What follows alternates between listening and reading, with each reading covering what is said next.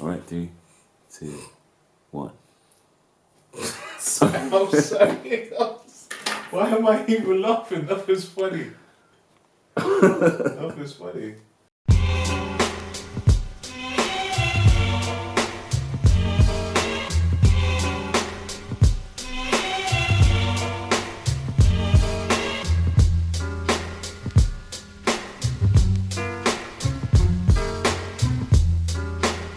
Hey, it's Tony here. I'm back again to show you the next stage in the comic book creation process. So previously I showed you my pencils and how I create them, laid out the page.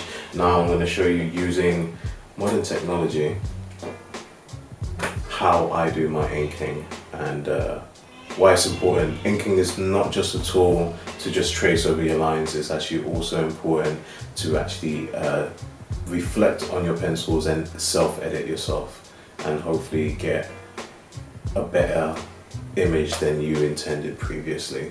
So let me just turn off mid-shot. So the interesting thing about how I'm going to tackle my inking kind of goes to how I tackle my penciling. So as you can see from the previous video and now, I rely on just basic line art, whereas you see most mainstream comic books with the inking like this, loads of bold blacks and shadows and stuff, which is great. There's nothing wrong with that whatsoever. The benefit that I feel that I have from just having basic line art is that if I'm not necessarily happy with the layout of my picture, but the actual basic construction is fine,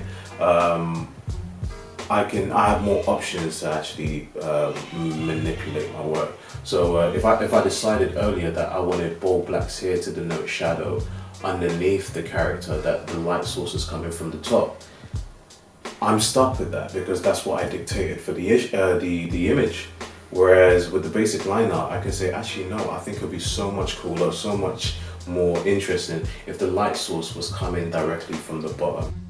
Okay, so in this stage, what I'm doing, I'm taking my pencils and I'm going to be going over them with my inks. So the reason why I've actually kept my lines very simple, not a lot of bold blacks, is that it gives me more options, that if I decide to change the light source from one side to another underneath, I have more options to do that on a later stage with the colorings. Whereas if I already dictated it, I'm kind of stuck there, and you know, if I'm not happy, there's no options. So I find this a bit more flexible.